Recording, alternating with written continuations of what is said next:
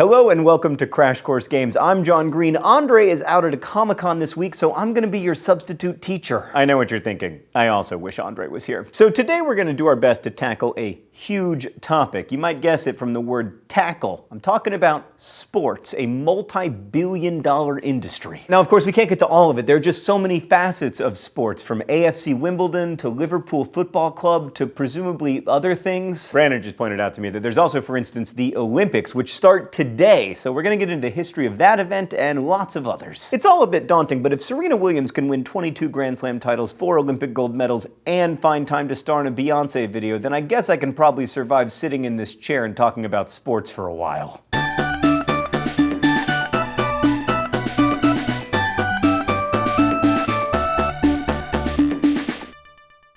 Sports seem to have been around for at least as long as civilization has. Like in Mongolia, there's a cave painting from around 7000 BCE that depicts a wrestling match surrounded by crowds. And in a cave in Egypt, there are paintings on rocks from at least 6,000 years ago that seem to depict humans swimming and doing archery. Now, of course, with swimming and archery and wrestling, it's hard to know if these were sports exactly, because these were also things that people did, to survive. Wrestling might just have been a relatively non-lethal form of combat, which goodness knows early humans needed given their astonishingly high homicide rates. But then again, from swimming to running, we're still making sports out of everyday activities. In ancient Sumer around 2100 BCE, the Epic of Gilgamesh gave us one of the first written accounts of sports actually being played. The sport was belt wrestling. And around the same time in Egypt, monuments to pharaohs indicate that a number of sports were being played, including wrestling, weightlifting, long jumping, swimming, rowing, and fishing. And that brings us to ancient Greece and the Olympics, which were first held in 776 BCE on the plains of Olympia. These proto-games are believed to have been festivals that the city-states Elis and Pisa held together as part of a peace-inducing agreement, and a part of that agreement described the Olympiad, or the 4-year time period between the games, which still dictates, when we play them today. Historical retellings of the first official games state that the only event that actually took place on site was a 200-yard dash, but in later events, more racing was added, followed by wrestling events, and it's believed that part of the appeal of the early Olympics was that it encouraged men to get in shape so they could be better soldiers, like running in particular was very valuable. By 708 BCE, what came to be known as the pentathlon was added. This consisted of throwing discuses and javelins, wrestling, leaping, and of course, running. All good skills for a soldier. Winners of events were given wreath crowns made out of the branches and leaves from a sacred olive tree, and this tree was said to grow behind the local temple of Zeus. It had been planted there supposedly by Hercules himself. Hercules was also seen as the founder of the original festivals that became the games, but the Eleans from the city of Elis also believed that the Olympic Games were founded by their king, Iphitos, and that he had been guided to plant an olive tree that the Delphi oracle told him to plant in the same place.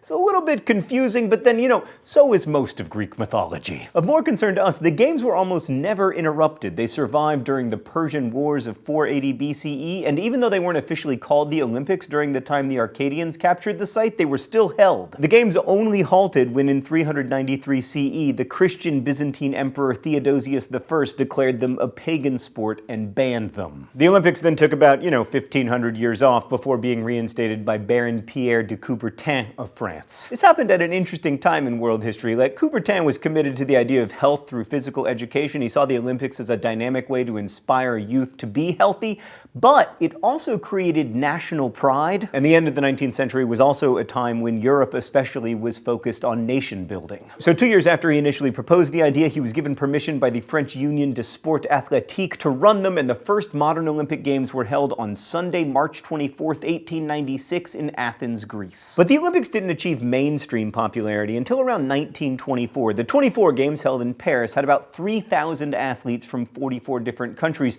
For perspective, at the 2012 Summer Olympics in London, England, there were about 10,700 athletes from about 204 nations. So there are lots of reasons people participate in the Olympics and watch them, but I want to focus on national pride because it was important to Coubertin and it's still important to us today. In 2011, the BBC Global Poll surveyed over 21,000 people from 21 different countries about the Games, and in 18 of those countries, the majority of people surveyed claimed that their team's performance at the Olympics affected their national pride. And it's important to many athletes as well. Like in 2012, 5,000-meter runner Lopez Lemong wrote an op-ed in the New York Times on this topic. topic. Lamong is from South Sudan, and he lived in Kenya as a refugee for 10 years, and then moved to the US when he was 16 years old, and eventually he started competing for the US Olympic team. In his essay, he wrote, "The Olympics is the ultimate show of national pride and identity. For me, competing in the Olympic Games has been an opportunity to thank a country that opened its arms to me 11 years ago, showing me that I mattered." In the end, nations are constructs. That doesn't mean they aren't real, but it does mean that they were invented by people. And the Olympics is one way among many that we acknowledge and affirm our nation, but also acknowledge and affirm other nations. If you've ever watched our Crash Course World History episode on nationalism, you'll already know that national pride is a loaded phrase and that nationhood is a messy business. Like as Bloom famously said in Ulysses, a nation is the same people living in the same place,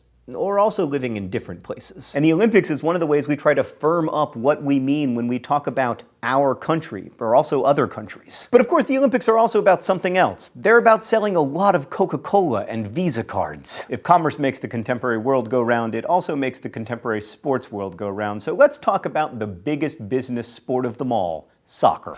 Let's go to the thought bubble. Soccer, otherwise known as football or football, is the largest and most popular sport worldwide. The Fédération Internationale de Football Association, or FIFA, reports that over 240 million players exist across the planet in over 200 countries. The earliest evidence of a game like soccer comes from around 2,000 years ago during the Han Dynasty in China. People played with small leather balls and kicked them into nets, and the Greeks and Romans played a similar game, but they never considered it to be an official sporting event. Soccer persevered into the Middle Ages, but was eventually banned by King Edward III in 1365 BCE, and by that time it had become pretty violent, with players frequently punching and biting one another, as opposed to the contemporary game where players almost never bite each other. Also, soldiers became so engrossed in football that they missed drills and practices. It would be banned again in 1424 by King James I of Scotland due to similar troubles. But soccer wove itself in and out of culture over the years until 1815, when a decisive set of laws governing the sport, known as the Cambridge Rules, came into being.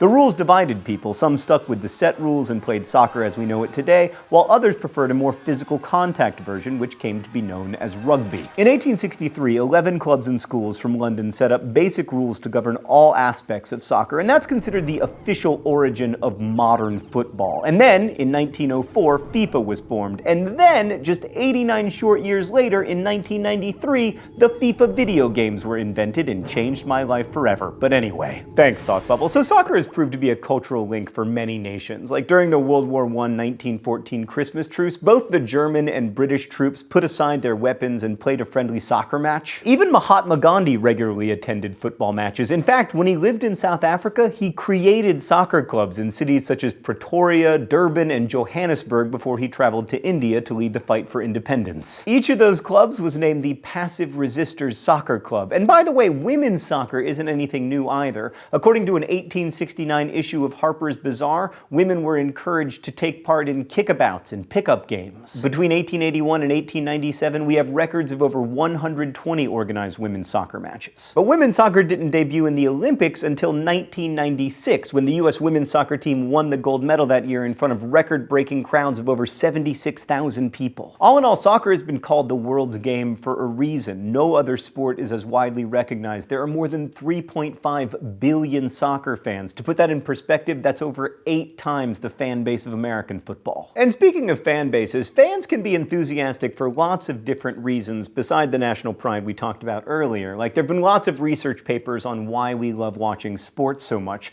They give us a sense of community, they boost self-esteem, they make us happy, and so on. Of course, they also make us miserable. But it turns out some of the reasons might be purely physiological. Like, according to a 1998 study, male sports fans actually experience an increase in testosterone when their team wins. They also experience a decrease after a loss. So loving Liverpool is literally bad for my health. In another study, passionate University of Florida football fans, both men and women, were monitored while observing 3 different types of pictures: animal attacks, erotic scenarios, and gators in game-winning situations. That is, the team, the gators, not actual physical alligators. In each of those 3 situations, the fans had high physiological arousal, as evidenced by their heart rates, brain waves, and perspiration. And some experts believe that the brains of spectators actually go through very similar things as the brains of players. Like, one study showed that the same neurons fire when you're watching someone take a free throw as when you actually take a free throw. But of course, there's also a wonderful community aspect to fandom. You find people who can share with you in your joy and sorrow. Experiences that are usually socially unacceptable, like hugging strangers or weeping in public, are suddenly okay. And at their best, sports also unite nations and bring players and fans together and teach us not just how to win well, but also how to lose well and how to empathize with the experiences of our opponents, whether it's in the Olympics or the World Cup or Little League Baseball. Andre's talked a lot in this series about communities that form around card games like Pokemon, or board games like Settlers of Catan, or video games like Halo. I guess the big difference between Halo fans and Liverpool fans is that, like, Halo fans are playing Halo, whereas most Liverpool fans never actually play for Liverpool Football Club. But I'd argue that sports fans are part of the game. They make themselves part of the game by singing and chanting and cheering, and they're the ones who collectively decide and continue the culture and traditions of a sports team. And sports are also important because so often they serve as a microcosm to the failures and successes of the social order in which they are played. I think we like sports and games in general because they aren't like life, because they aren't as random and arbitrary as life often feels. And plus, just like wrestlers tens of thousands of years ago, when sports work, they give us this non-lethal way of having arguments, of creating tribes, of getting mad at each other, of feeling the joy of winning and losing,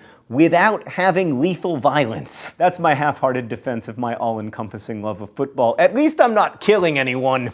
Thanks for watching. You'll see Andre next week. Crash Course Games is filmed in the Chad and Stacy Emighold studio in Indianapolis, Indiana, and it's made with the help of all these nice people. If you'd like to keep Crash Course free for everyone forever, you can support the series at Patreon, a crowdfunding platform that allows you to support the content you love. Speaking of Patreon, we'd like to thank all our patrons in general, and we'd like to specifically thank our High Chancellor of Knowledge, Morgan Lietzop, and our Vice Principal, Michael Hunt. Thank you for your support.